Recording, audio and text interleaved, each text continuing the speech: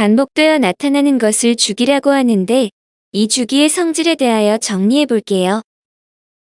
7분의 1을 직접 나누어서 소수로 고쳐보면 먼저 10으로 만든 후 소수점을 붙여주면 10에는 7이 한 번 들어가므로 7이 되고 1 빼게 되면 3이 남고 30에는 7이 4번 들어가므로 28이 되고 1 빼게 되면 2가 남고 20에는 7이 2번 들어가므로 14가 되고 1 빼게 되면 6이 남고 60에는 7이 8번 들어가므로 56이 되고 1 빼게 되면 4가 남고 40에는 7이 5번 들어가므로 35가 되고 1 빼게 되면 5가 남고 50에는 7이 7번 들어가므로 49가 되고 1 빼게 되면 1이 남아요.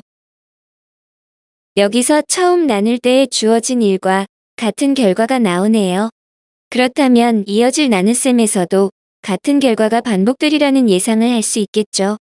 역시 10에는 7이 한 번 들어가므로 7이 되고 1을 빼면 3이 남게 됨을 확인할 수 있어요.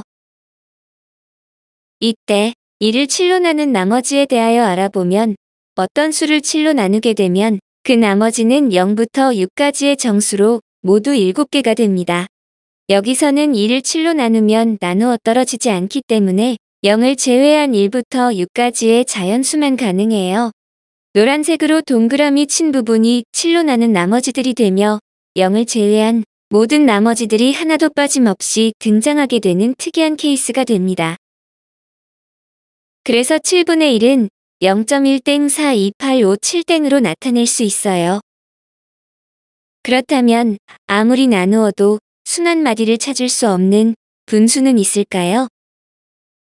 이러한 분수는 있을 수 없어요.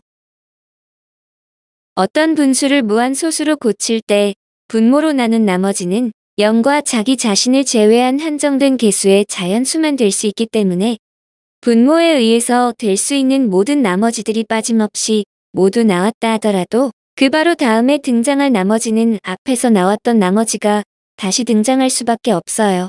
그래서 같은 패턴이 반복적으로 나타나게 되는 이유가 됩니다. 1을 7로 나눈 나머지가 좋은 예가 되겠지요. 가능한 모든 나머지인 1부터 6까지의 자연수가 등장하기 때문이에요. 노란색으로 동그라미 친 나머지가 3, 2, 6, 4, 5, 1로 모두 한 번씩 등장했으므로 그 다음에 등장하는 나머지는 앞에서 등장했던 나머지인 3이 다시 등장함을 볼 수 있죠.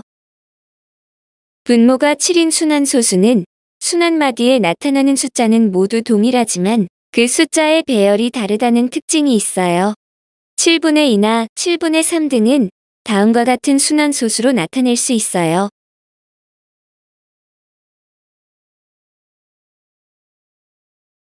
(7분의 1에서) 등장하는 순환마디의 배열 1, 4, 2, 8, 5, 7을 기준으로 살펴보면 7분의 2에서도 시작점의 위치를 달라졌지만 숫자 1을 시작으로 하여 시계 방향으로 읽게 되면 위와 마찬가지로 1, 4, 2, 8, 5, 7이 됩니다.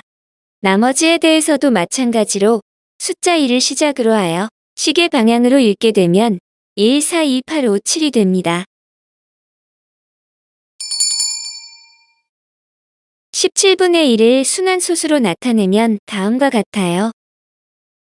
여기서도 윗줄 친 순환마디의 개수는 모두 16개로 1을 17로 나눈 나머지의 개수와 같게 됩니다. 0과 자기 자신을 제외한 1부터 16까지의 자연수가 모두 나머지로 등장한다는 거죠. 분모가 17인 분수도 앞에서 다룬 분모가 7인 분수와 같이 순환마디에 나타나는 숫자는 모두 동일하지만 그 숫자의 배열이 달라요. 17분의 2 등은 다음과 같은 순환소수로 나타낼 수 있어요.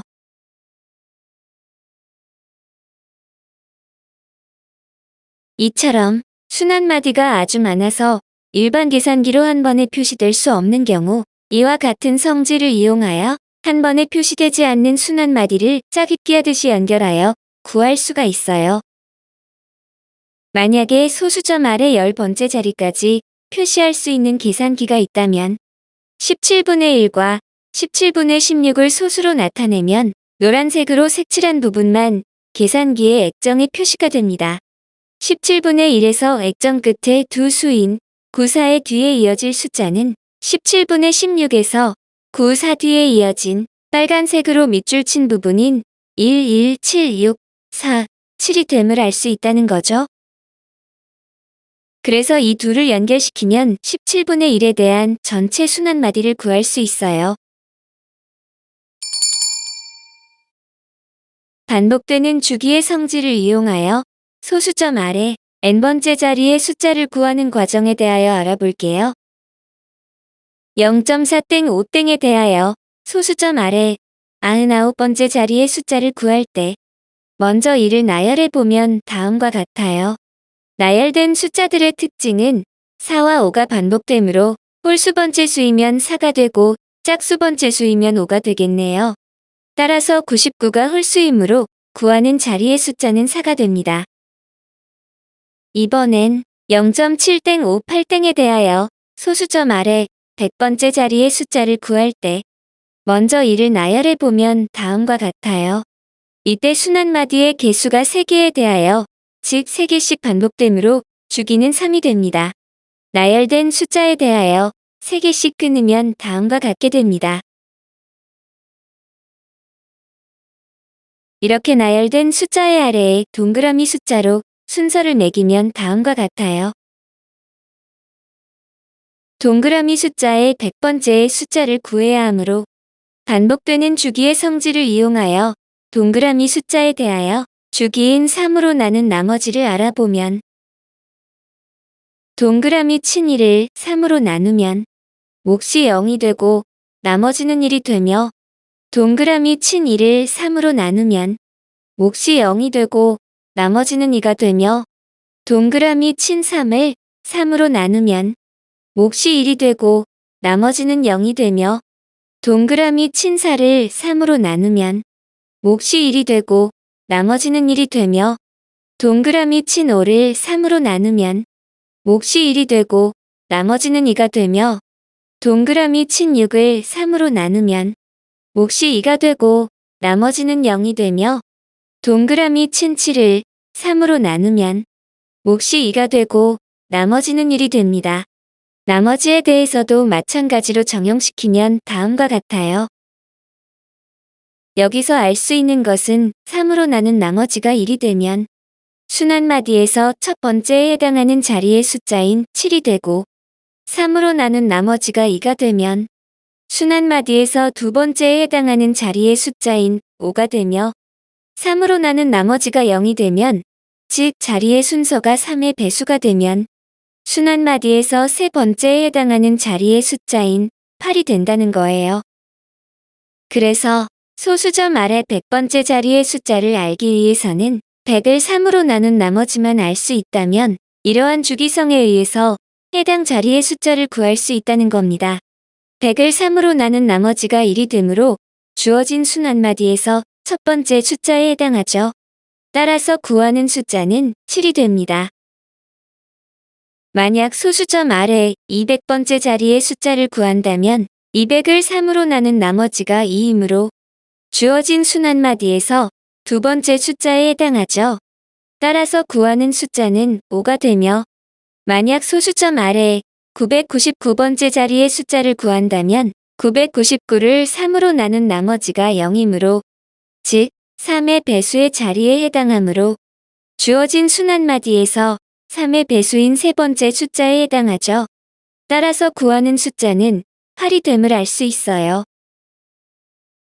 여기서 한 걸음 더 나아가 소수점 아래 100번째 자리까지의 숫자들의 합을 구하면 소수점 아래 100번째 자리의 숫자를 구하기 위해서는 3으로 나눈 나머지를 이용해서 구했지만 여기서는 숫자들의 합을 구하기 때문에 100을 3으로 나눈 몫과 나머지를 모두 이용해서 구해야 해요.